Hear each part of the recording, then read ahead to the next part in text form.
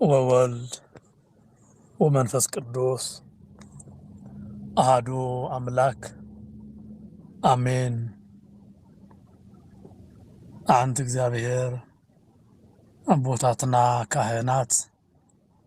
يحواتنا دياقونات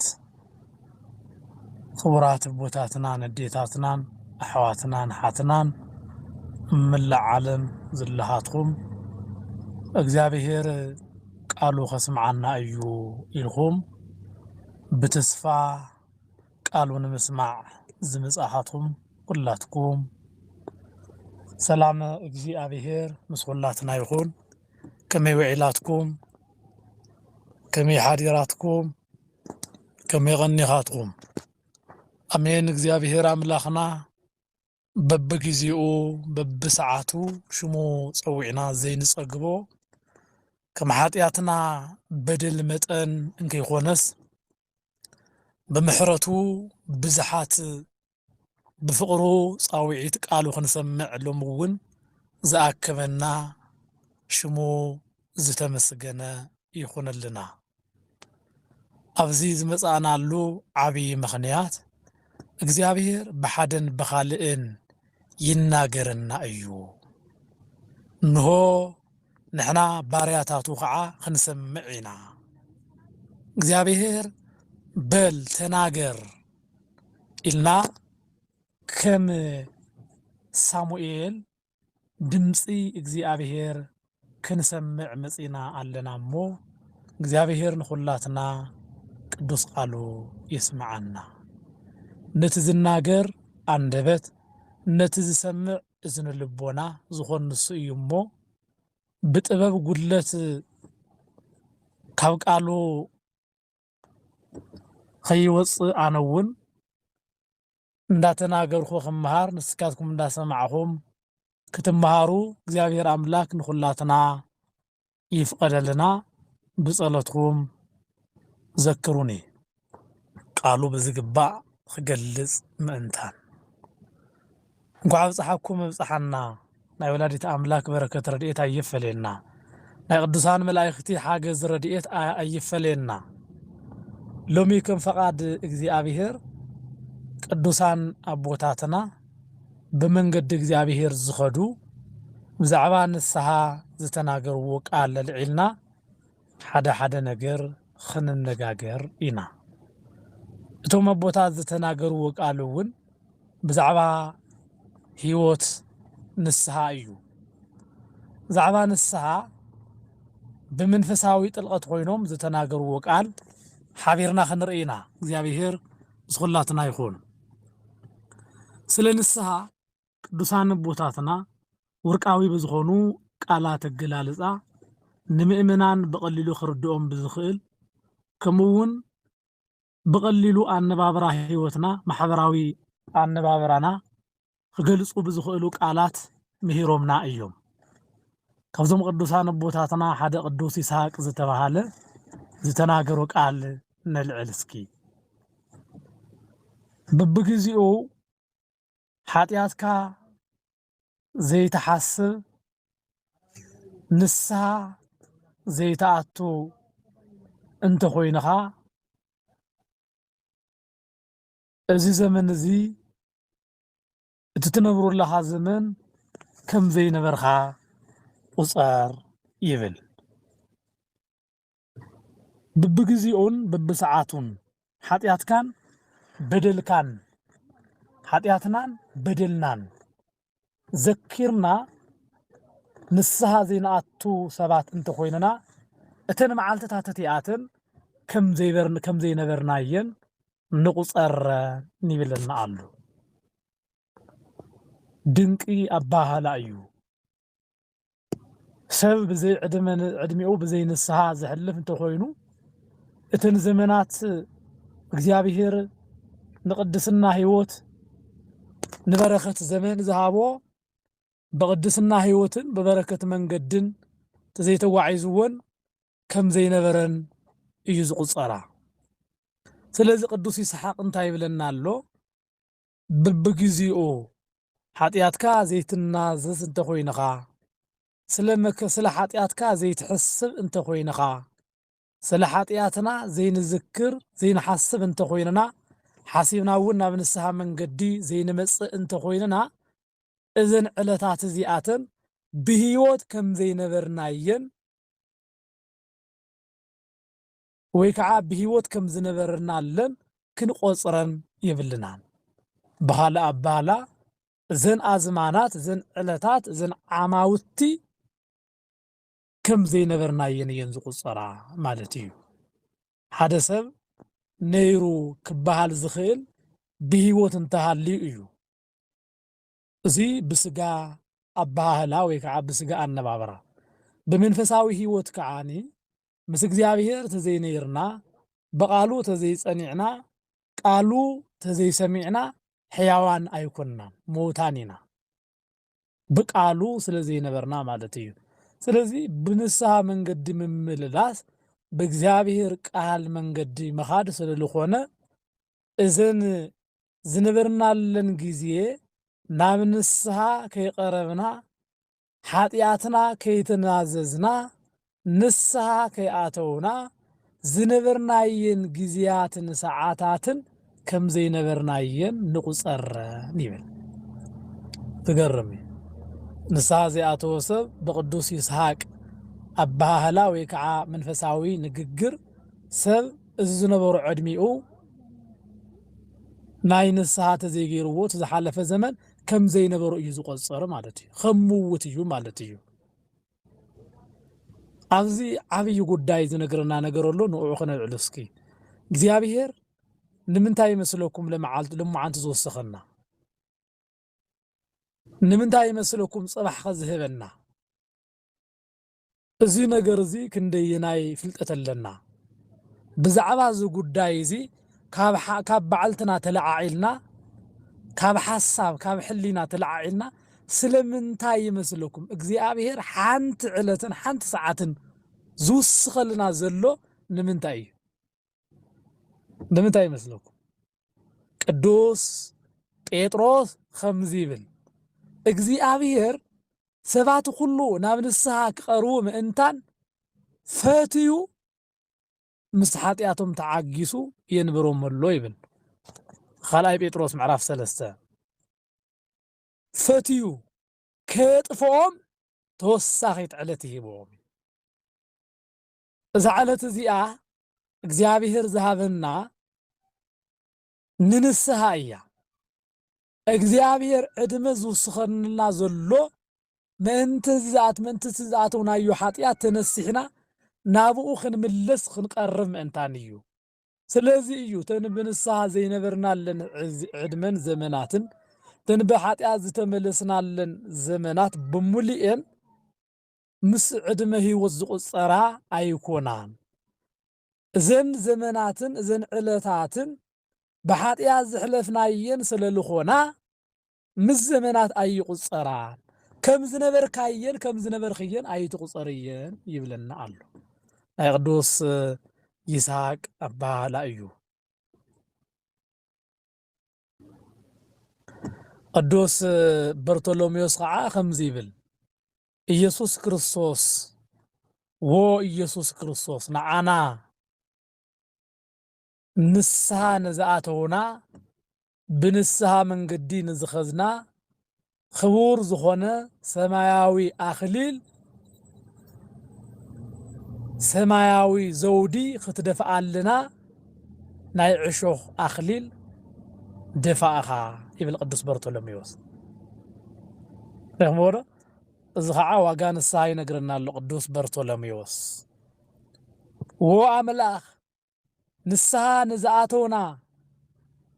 ክቡር ዝኾነ ሰማያዊ ኣኽሊል ናይ መንግስቲ ኣኽሊል ክተኽድነና ክተጎናጽፈና እንሆ ናይ ዕሾኽ ኣኽሊል ደፋእኻ ይብል። ንስሓ ዝኣተው ኩሉ ናይ ክብሪ ኣኽሊል ክለብሱ እዮም። ደሞም ብደሙ ክዳውንቶም ዝሓጸቡ ይብሎም፣ ብደሙ ዝኸበሩ ይብሎም። እዚኣቶም ንስሓ ኣትዩ ሓደ ሰብ ምድላው ንስጋው ደሙ ዝገበረ ስለልኾነ እዚ ሰብ እዚ እንታይ ይኾነሎ ማለት እዩ ንኽብሪ ሽልማት ኦ ጎይታ ንስሓ ንዝኣተውና ይብል ናይ ክብሪ ኣኽሊል ሽልማት ክትደፍኣልና ናይ ዕሾኽ ኣኽሊል ተደፍአልኻ ይብል ንስሓ ክንደየናይ ክብሪ ከም እተውህብ ይገልጸልና ኣሎ ማለት እዩ ንስሓ ኣቲና ናይ ክብሪ ሽልማት ናይ ክብሪ ኣኽሊል ክንደፍእ እግዚአብሔር ይርዳአና እግዚአብሔር ይሓግዘና ናይ ክብሪ ሽልማት ዝርከበላ ናብ መንግስቲ እግዚአብሔር ዝእተወላ ሰብ ምስ በደለ ዳግማይ ዕድል ዝረኽበላ ናይ ሰባት ናይ ሕማሞም ኩሉ ፈውሲ እትህብ እተቕርብ ንስሓ ተባሂላ ትጽዋዕ ወገናተይ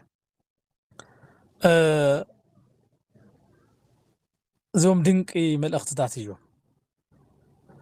ካሊእ ኣቦ ዝበሎ ከዓ ንዘክር ነፍሲ ኣቦ ማለት ንዕኡ ክትምልከት ከለኻ ንእግዚአብሔርን ትእዛዛት እግዚአብሔርን እትዝክረሉ ሰብ ማለት እዩ ይብል አቡነ ሽኖዳ ከዓኒ እንታይ ይብል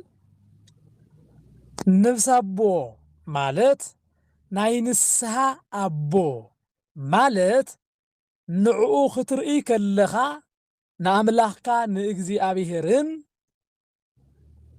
ከምኡውን ትእዛዛት እግዚአብሔርን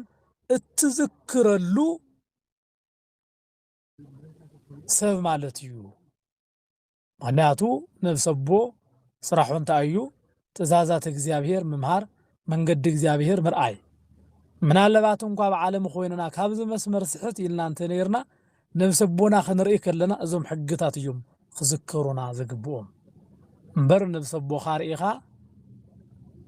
ምሕባእ ወይ ከዓ መንገዲ ቋሪፅኻ መኻድ ተኾይኑ እዚ ካሊእ ዓብይ ገበን እዩ ነገር ግን ነፍሲ ኣቦና ማለት ብኻልእ ኣባህላ ንእግዚአብሔር ዘርእየና መስታወትና ናብ እግዚአብሔር ዝወስደና መንገድና ስለ ኃጢአትና ስለ በደልና ስለ ክፍአትና ሁሉ በደልናን ኃጢአትናን ተቀቢሉ ምስ እግዚአብሔር ዘማልደና እግዚአብሔር ብዝሃቦ ስልጣነ ክህነት ምስ እግዚአብሔር ዕቂ ክንፈጠር ምስ እግዚአብሔር ሰላም ክነውርድ ናብ መንበሩ ናብ ዙፋኑ ዘቅርበና ማለት እዩ ኢሉ ይነግረና ኣሎ ቅዱ አቡና አቡነ ሽኖዳ ማለት እዩ እሺ ካልኦት ብዛዕባ ንስሓ ህይወት ተናገርዎ ቃላት ኣሎ ንዓቶም እውን አልዒልና ክንነጋገር ኢና ጥዑማት ቃላት ስለዝኾኑ ማለት እዩ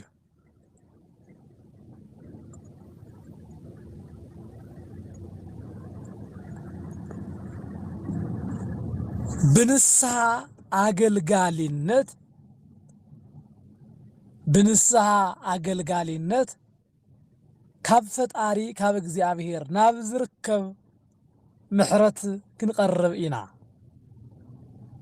ንስሓ ንዝደልይዋ ሰባት ዝተኸፈተት ናይ ይቅርታ በር እያ ይብል ማሪሳቅ ብብዙሕ ነገር ብብዙሕ ትምህርትና ሁሉ ንህይወትና ምዕባለ ንህይወትና መንገዲ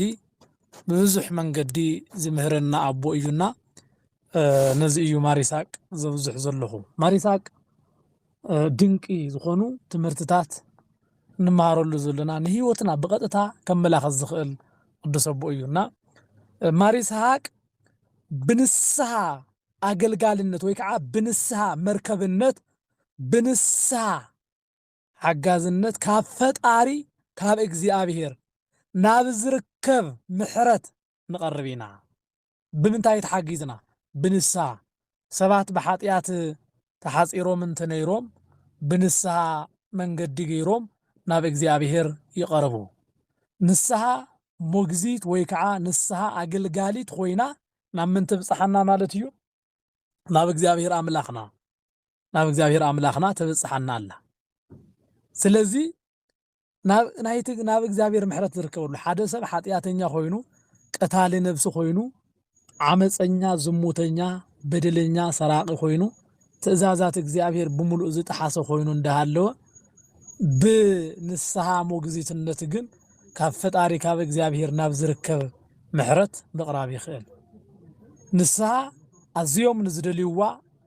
ከምውን ዕለት ዕለት ንዝኣትውዋ ሰባት ዝተኸፍተት ናይ ይቕርታ በር እያ ሰብ ምስ እግዚአብሔር ኣምላኹ ክዕረቕ ዝኽእለሉ ብሕታዊ መንገዲ ንስሐ እዩ ስለዚ እዛ ንስሐ ንዝደልይዋ ሰባት ዝተኸፍተት ናይ ይቅርታ በር እያ ናይ ይቅርታ በር ምስ መን ይቅርታ ንገብረሉ ምስ እግዚአብሔር ኣምላኽና ምስ ፈጣሪና ምስ መድሃኒ ዓለም ሎሚ ተመሳቂሉ ዘሎ ህይወትና ሎሚ መመለስ የብልናን በደለኛታት ኢና ፍጹም ምስ እግዚአብሔር ሕብረት ክህልወና ኣይኽእልን ኢና በቃ ኣነ ተቐቢፀ እየ እግዚአብሔር ዞም ኩሉ ኃጢአተይ እርእዩ ፍጹም እዩ ኣዝዩ ዝጽየፈኒ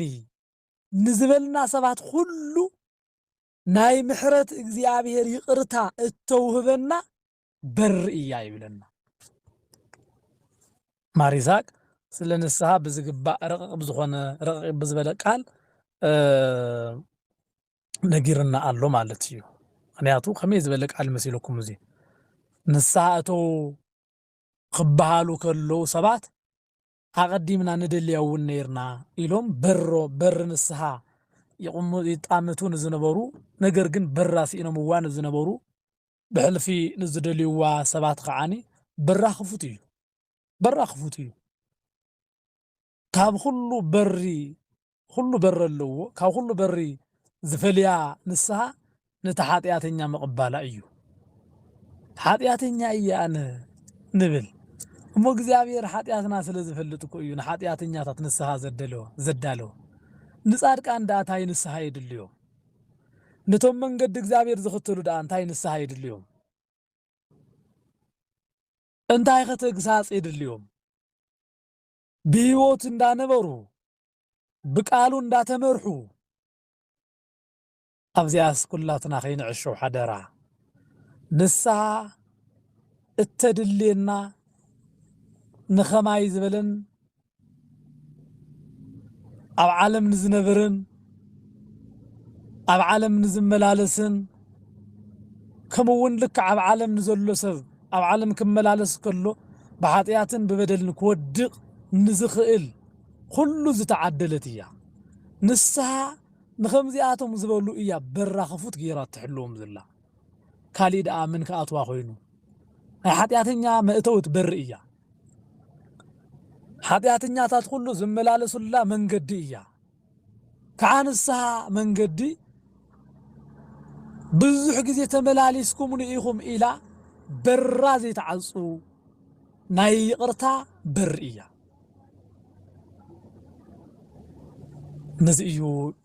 ማር ይስሐቅ እውን ንስሐ ናብ ፈጣሪ እተብጽሕ ሞግዚት እያ ወይ ከዓ መንገዲ እያ ክብል ዝተናገረና ብሕልፊ ከዓ ንዝደልይዋ ብቐጥታ ናብ እግዚአብሔር እያ ተብጽሓና ብቐጥታ ናብ መን እያ ተብጽሓና ናብ እግዚአብሔር ኣምላኽና እተብጽሓና መንገዲ እያ ንዝደልይዋ ሰባት ሁሉ ኃጢአቶምን በደሎምን ርስሓቶምን ኣይኮነን እትርኢ ድልየቶም ርእያ እቲ በራ ኸፊታ እንሆ በረይ ናይ ይቕርታ በር እያ እተው ናብ ኣምላኽኩም ኢላ እተእትወና መንገዲ እያ ኢሉ ቅዱስ ማር ይስሐቅ ይነግረና ኣሎ ማለት እዩ ካሊእ ካብ መንግሥተ ሰማያት ከይተፈለዩ ምእንታን ንስሐ ገንዘብ ግበርዋ ኢኹም ንስሐ ገንዘብ ግበርዋ ኢኹም كم منجس سمايات خيت في اللو مئنتان جنزب قبروا وعيهم تاي مالتيو نمنجس سمايات برت خوننا عنتو خمز بالنايو نسها سليل خونات نتا نسها استبهالت جنزب غيرنا خنحزا يقبعنا أب عالم حدثب أب عالم زلو شقط عمقات ويكعب عالم زلو نجر نمجزع جنزب كم زدليو حدثبون نمنجس እግዚአብሔር خجزአ ምእንታን ንስሐ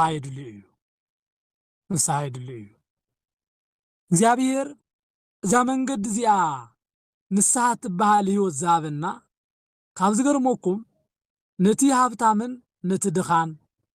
ነቲ ምሁርን ነቲ ምእመንን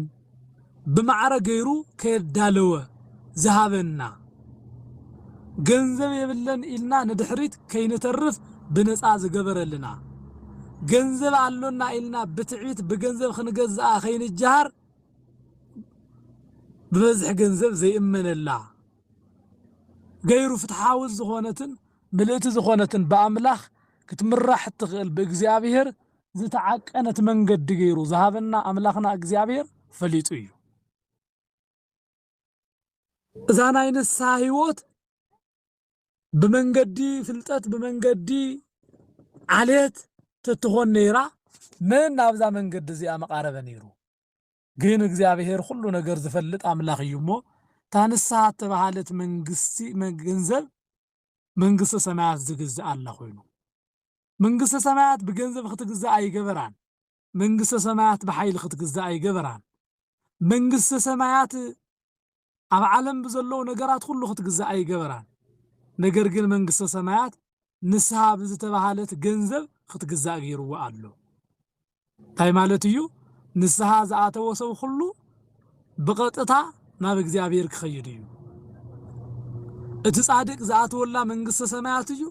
እታ ኃጢአትን ኣብ ጥፍኣትን ዘሎ ሰብውን ብንስሐ መንገዲ እንተ ተጓዓይዙ ብንስሐ መንገዲ እንተ መጽኡ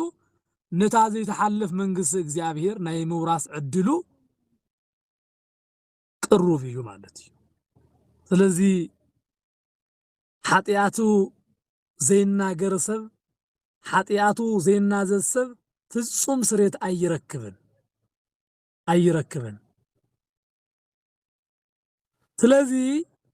ቅዱስ ማር ይስሐቅ ሕዝቡን ከምዚ ክብል ይነግረና ኣሎ ክስኸኩም خزنن إلكا مسبار أي متشون يبل يعني خلاتنا تملغتي حدرا خزقن إلكا مسبار كم زي متشو خزنن إلكا مسبار كم زي متشو نسعى خاطو إلكا حاتيات مسرحون أي قبان يبل تملغتي قرم قالوا كوي زي أصابي هيوتنا مبزحتنا هيو الزلائية بقى تدفافينا حاتيات نقبرمو أي إنسان دخاءات ولو زي أصبح صوتك حالفا زي أصنلومي 5 جيرة خواصعة إلنا بعلتنا مواصئة غنفتر أن سعر سبات قالونا مواصئتنا اكزابيريو من قدنا اكزابيريو بحصو زخدنا يو قعزو من الوقت تحاتياتنا كو أو اكزابير عمل سلزقبرنا እግዚአብሔር እኮ ዕድምን ንስሐውን ዘይከበና ይኽእል እዩ ምክንያቱ ተንኮለኛታት መንግስት እግዚአብሔር አይወርሱን ተባሂሎም አሉ መንግስት እግዚአብሔር በፈለጥኹዋ አይተወረስን እያ በቅንዕና ተወረስ ዳምበር እቶም በብልሓት ዝኸዱ መንግስት እግዚአብሔር ፍጹም ይረኽብዋን በብልሓት ዓለም ማለት እዩ በብልሓት ዓለም ዝኸዓ ናይ ዓለም ብልሓት ናይ ዓለም ጥበብ ናይ ዓለም فلتخوا من جدد أمبر نايزرك من جد يخونن بقى 5 جبر إخا 5 حصو إخا 5 جبر إخا 5 زموت إخا 5 خجبرية تحارب الساق من لسي 5 عينة እግዚአብሔር أي قسن حادرا እግዚአብሔር أي قلدلون نزي قدوس يا يعقوب እግዚአብሔር أي قابل على እግዚአብሔር أي قلدن قابل على እግዚአብሔር أي قيعن እግዚአብሔር ሰብ አይኮነን ንአምላኽ ክንላግጸሉ ምፍታን ዓብይ ሓጢያት እዩ ማሪሳቅ ዝብልና ዘለውን ሓደ ሰብ ሕክምና ረኺቡ ክጽገን ምእንታን ካብ ላዕሊ ወዲቁ አብራኹ ክስበር ይደሊ ድዩ መቸም ደሓን ተዘኒነ ወይ ከዓ ተጸጊነ ክድሕን እየ ኢሉ ካብ ዓብይ ከረን ወዲቁ ከምዘይ ይስበር ኩሉ ሰብውን ንስሓ ከኣቱ እየ ኢሉ ሓጢያት ክሰርሕ ይብሉን ይብለና ናይ ንስሓ መልክዑ ከይንስሕቶ ምእንታን ናይ ንስሓ መንገዲ ከይጠፍአና ምእንታን ዝገርም ቃል ነጊርና አሎ ስለዚ እግዚአብሔር ፈትዩ ንንስሓ ክንበቅዕ ምእንታን ዝሕልወና ዘሎ ብጥፍአትና ምኽንያት ዝኽድናዮ መንገዲ እቲ ጥፍአት ንኻልእ ጥፍአት ከየብቅዓና ንኻልእ ጥፍአት ደረጃ ከይንበቅዕ ምእንታን ሓሊና ደኣ እምበር ልምውን አይ ጽባሕ ከኣቱ እየ ገና ስለዘይወለድኩ ገና ህፃናት ስለዘይዓበኹ ገና ስለዘይሰረቕኹ ገና ስለዘይዘሞትኩ ገና ብዙሕ ሰርሖም ናይ ጥፍአት መንገዲ ጎዳናታት ኣለው እዚኣቶም ክሰርሖም ደሓር ግን ሓደ ብሓፈሻ ጠቕልል ኣቢለ ንስሓ ከኣቱ እየ ዝብል ሰብ ኣሎ ኣቤት የዋህነት ኣቤት ዕሽነት ካብዚ ዓይነት ዕሽነት ይሰውረና በቃ ብሓደ ጊዝካ ብሓደ ጌርካ ንስሓ ክትኣቱ ኢኻ ድሓን ስኽበል እንዳበለ ንባዕሉ ዘላግጥ ሰብ ኣሎ ብጃሃትኩም ኣብ ህይወትኩም ኣብ ነፍስኩም ኣይትቐልዱ ኢኹም እግዚአብሔር ኣይፈትዎን ንሕና ብሉፃት ኮይንና ንሕና ንእግዚአብሔር ቀዲምና እኮ ዝበለፅና እንመስል እኮ ኢና ዕትሮ ዶ ንሰራሒኣ ክትላግፀሉ ትኽእል ንሕና እኮ ናይ እግዚአብሔር ዕትሮ ኢና እግዚአብሔር ባዕሉ ዝሰርሓና ካብ ጭቃ ዘዳለወና እኮ ኢና እሞ ኣብቲ ልዕሊ ፈጣሪና ብኸምዚ ክንዕምፅ ከለና ክንደየና ይሕዝን ሓደራ ኢኹም ናይ እግዚአብሔር ደቂ በጃኹም እግዚአብሔር ኣይቅለደሉን እዩ ጠቕሊልና ንስሓ ክንኣቱ ሓደ ኣፍታ ብሓደ መንገዲ እንዳበልና ንህይወትና ኣይንቀልዳ ስለዚ ሰብ ክሕከም እየ ወይ ከዓ ክጽገን እየ ኢሉ ከምዘይስበር ኩሉ ሰብ ንስሓ ከኣቱ እየ ኢሉ ሓጢያት ክሰርሕ የብሉን እዚ ኣብ ልዕሊ እግዚአብሔር ምጭካንን ከምኡውን ነቲ ቁኑዕ ፈራዲ ኣምላኽ ከምዘይፈርድ ነቲ ኩሉ ዝፈልጥ ኣምላኽ ከምዘይፈልጥ ነቲ መሓረ ኣምላኽ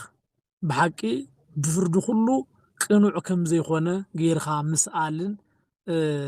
ሓሶስ ዝኾነ ቃል ናብ ህይወትካ ምስዳድን እዩ ዝኾን እሞ ሓጢያትና በደልና ፈሊጥና ናብ እግዚአብሔር ቀሪብና ንስሓ ብዝተባሃለት ሞግዚት ንስሓ ብዝተባሃለት መንገዲ ናብ እግዚአብሔር በሪ መንግስቲ ክንቀርብ ኣምላከ ቅዱሳን እግዚአብሔር ይርዳአና እስካብ ሕዚ እግዚአብሔር ሓሊና ኣሎ እሞ ኩላትና ናብ ንስሓ መንገዲ መጺና ንቃሉ ተኣዚዝና ብመንገዱ ተጓዒዝና ዘለዓለማዊ በረከት ሒዝና ናብታ ምስ ረኸብናያ ዘይንስእና መንግስቲ እግዚአብሔር ጽድቂ እግዚአብሔር ገነት ክንጓዓዝ እግዚአብሔር ኣምላኽ ኣዚዙ በቃሉ የጽንዓና እግዚአብሔር ዕድመ ንፍስሓ ዘመን ንንስሓ ዓዲልና ኣሎሞ በቃሉ ፍስሓ ክንጓዓዝ እግዚአብሔር ይርዳአና ይኣኽለና ኢልና ናብ መንገዱ መጺና ብንስሓ እንዳተመላለስና እቶም ነኽብሮም ዘሎና በዓላት እውን ብጽድቅን ብቅድስናን ክኾኑ ከለዉ እዮም ሓቀኛ በዓልነቶም ኣብ ህይወትና ኣብ ማንነትና ክረጋገጹ ዝኽእሉ ምስ ሓጢያትን ምስ በደልን ኮይንኻ ተኽብሮም በዓል ነኽብሮም በዓል ካብቲ ክርስትና ህይወትና ፍጹም ሚዛናዊነት ዝጎደሎም ስለዝኾኑ ነቲ ህይወት ክርስትና መረጋገጽና ሓቀኛ ዝኾነ ትክክለኛ ዝኾነ ህይወትን ምንነትን ሒዝካ ምጉዓዝ ብንስሓ ዝተቃነየ ህይወት ሒዝካ ምኻድ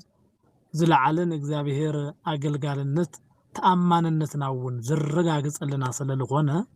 በቲ ናይ ኣምላኽና ቅኑዕ መንገዲ ክተጓዒዝና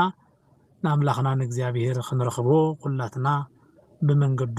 ብንስሓ ህይወት ክንመላለስ እግዚአብሔር ይርዳኣና። ሰቲ ሒዝና ኣብ ቅድሚ እቲ በጊዕ እንዳሸብሸብና እንዳዘመርና ቃሉ ዝማሬኡ ህይወት ምግብና ኮይኑና ምስ ቅዱሳን መላእክቲ ብምስጋና እንግለጸሉ ዕድልን ተስፋን መድኃኔዓለም ይሃበና። ምስ ኣተውካ ምውፃእ ምስ ረኸብካ ምስኣን ዘይብላ ብሰብ ልቦና ዘይተሓሰበት ብቃል ዘይተነግረት መንግስቱ የውርሰና ዝምሃረና ዝመዓደና የአቦታትና አምላክ ቅዱስ እግዚአብሔር ሽሙ ዝኸበረን ዝተመስገነን ይኹንልና ይጽንሐና።